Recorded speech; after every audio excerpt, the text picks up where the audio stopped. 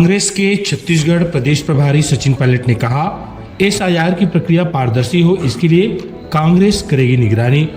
बस्तर संभाग मुख्यालय जगदलपुर के प्रवास पर पहुंचे प्रदेश कांग्रेस प्रभारी सचिन पायलट ने प्रदेश की भाजपा सरकार पर जमकर सियासी हमला बोला।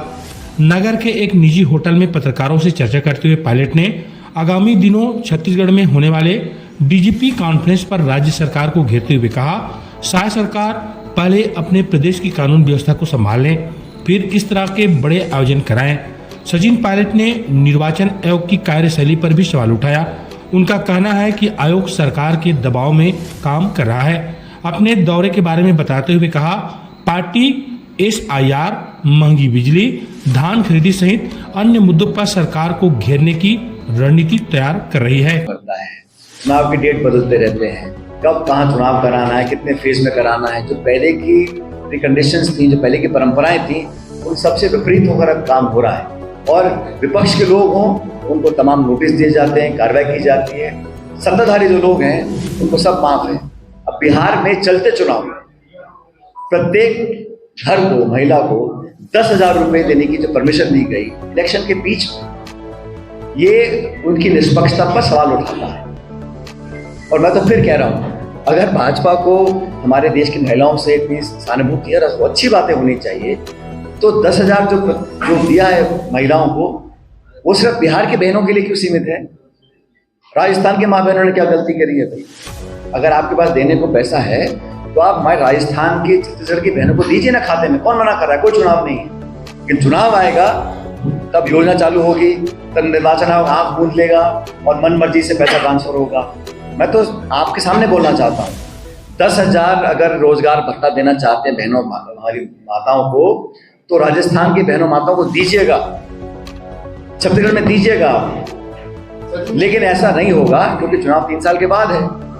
तो निर्वाचन आयोग को सोचना पड़ेगा, क्या ये सच है? अभी चुनाव तमिलनाडु में होगा, क्या वहां पर अगर स्कीम ऐसी लागू होती है तो क्या इलेक्शन कमीशन परमिशन देगा उनको करने के लिए?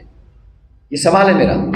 क्या हमारे विधायक का, जो 3 बार विधायक है, उनका नाम अगर उनके गांव में नहीं है तो वो तो जानकार है, संपन्न है, समझदार है, वो जाके झगड़ा भी करेंगे कलेक्टर से और आयोग से, नाम जुड़वा भी सकते हैं।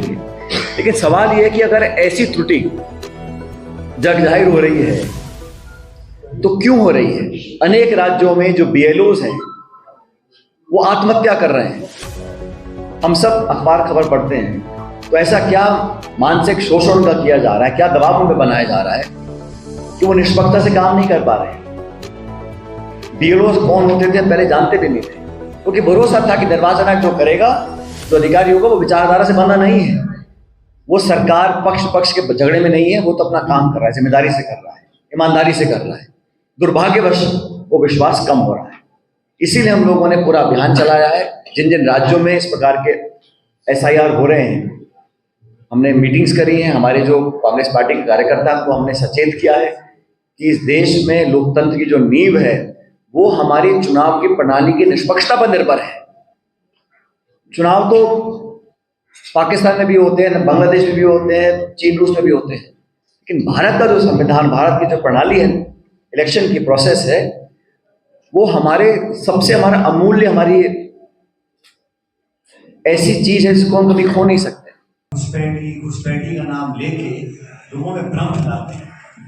मैं पूरी जिम्मेदारी के साथ कहना चाहता हूँ, इस देश में अगर कोई भी घुसपैठिया है जो देश का नागरिक नहीं है, अवैध रूप से वोट डालना चाह रहा है, उसको कतई इजाजत नहीं दी जानी चाहिए, उस पर सख्त कार्रवाई करी जानी चाहिए। हम नहीं चाहते कि भारतवर्ष के अंदर कोई भी घुसपैठी आए इलीगल तरीके से। लेकिन मैं सवाल पूछना चाहता हूँ कि पिछले 11 साल में इस भाजपा की सरकार जो दिल्ली में आसीन है, कितने घुसपैठियों को आपने देश के बाहर निकाला है? वो